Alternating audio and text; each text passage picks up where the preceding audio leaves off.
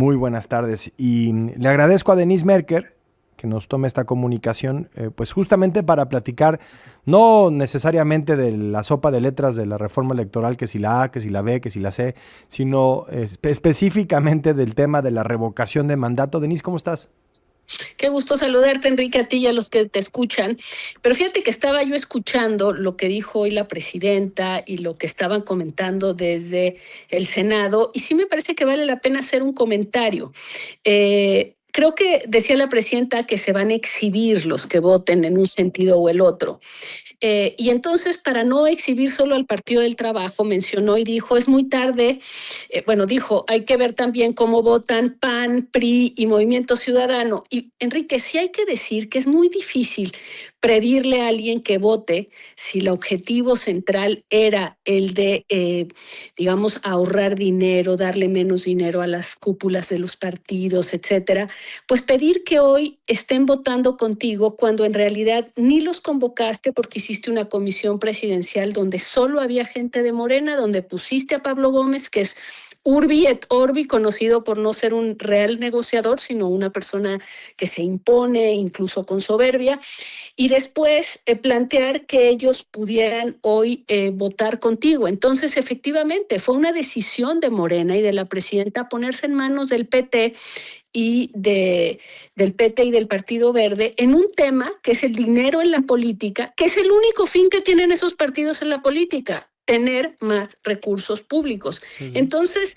creo que vale la pena hacer ese comentario porque creo que es muy tarde acudir a mostrar cómo van a votar los otros partidos cuando nunca pensaste que podías realmente ampliar tu capacidad de negociación y de alianza justamente con alguien o con un grupo como Movimiento Ciudadano, con el que quizá hubieran podido llegar a ciertos acuerdos mucho más fácil que con el PT y con el Verde en materia justamente de recursos. Y en el tema de la revocación, que todo indica que se va a quedar igual, pues creo que es importante nada más subrayar que estamos ante un mal uso de un instrumento. El objetivo de la revocación es un castigo, es una pérdida de confianza a petición de los ciudadanos, y en realidad aquí todo el mundo está pensando en otra cosa, está pensando en que el propio gobierno y propio Morena van a convocar al revocatorio porque lo ven como un referéndum de apoyo, Mm. una especie de ratificación de apoyo de la presidenta, y podrá tener razones políticas para hacerse esto de la presidenta y de Morena, que es tratar de que su popularidad, digamos, jale a los candidatos de ese partido, que está por verse. Pero lo interesante de esto, Enrique, y lo inquietante, como han sido muchas cosas, es que en aras de resolver un problema muy coyuntural, que puede ser el de las elecciones del 27, que no parece estar en riesgo una mayoría simple de Morena, pues lo que nos están diciendo es que de aquí en adelante todos los presidentes que sean elegidos por 6 años, en realidad lo van a hacer por 3, porque a los 3 años o les van a pedir un revocatorio o ellos van a buscar un referéndum según cómo se vayan sintiendo en las urnas. Y me parece que esto tiene consecuencias pues de largo plazo sobre el sistema político mexicano y sus instituciones, y realmente pues con consecuencias poco medibles el día de hoy. Y me parece que para quienes lo están proponiendo, este es un asunto meramente de corto plazo. Hmm.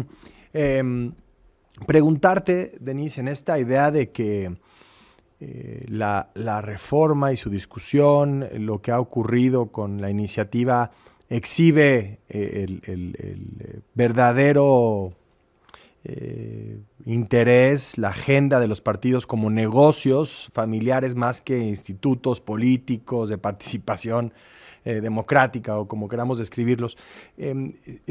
¿Cuál era o cuál piensas que pudo haber sido el objetivo de la presidenta al presentar una iniciativa que no se operó políticamente? Simplemente era marcar esa promesa de campaña, cumplirla y exhibir que es un sistema pues tan enquistado, tan lleno de intereses que pues no va nunca a prosperar una propuesta como la que había planteado para cambiar el financiamiento y la fiscalización? Mira, yo creo que esto viene desde el 5 de febrero del último año del gobierno de López Obrador, donde entre las muchas reformas que planteó estaba una reforma constitucional en materia electoral. Yo creo que después se hizo la judicial con todo el desgaste que implicó, con los pobres resultados, ni tenemos ni que entrar en el asunto, pero los pobres resultados que dio. Y creo que a la mera hora, cuando encararon este tema, la presidenta en particular, yo creo que lo ideal hubiera sido, como te lo he dicho aquí, ya no entrarle al asunto. ¿Por qué? Pues porque había muchas otras, y como tú lo sabes y todos los días lo dices, otras prioridades gigantescas. Una relación bilateral tensísima, una necesidad urgente de inversiones, en fin, muchas cosas que no parecían ser el escenario ideal para convocar a una reforma sobre las reglas de acceder al poder, que es de lo que estamos hablando. Aún así lo hicieron, creo que desde el inicio descafeinado, es decir, creo que sí intentaron y sí intentó la presidenta que esto no se volviera algo gigantesco como al inicio se había planteado por López Obrador, pero en el camino el haberlo operado mal, el que los partidos satélite efectivamente son partidos a los que les importa esencialmente el tema de los recursos, llevó a algo que se consideró un fracaso de la presidenta. Y entonces ahí pues trató de sacar algo, una ganancia.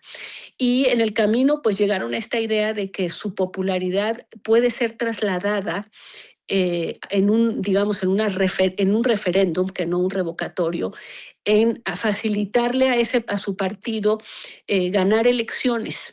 Puede ser, muy probablemente, una campaña de un personaje como ella, que tiene una gran popularidad, pues puede ayudarle a un partido que no tiene o sea, que no genera una opinión tan favorable como ella en la mayoría del país y en la mayoría de los ciudadanos.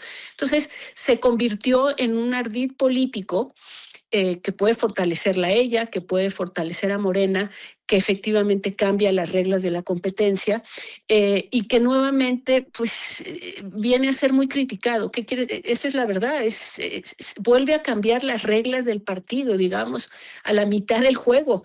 Y además, pues utilizando un recurso que en realidad no existe. Yo no descarto que se pueda hacer una reforma electoral, pero creo que no puedes hacerla de entrada descalificando a toda la oposición, como fue el caso de esta convocatoria.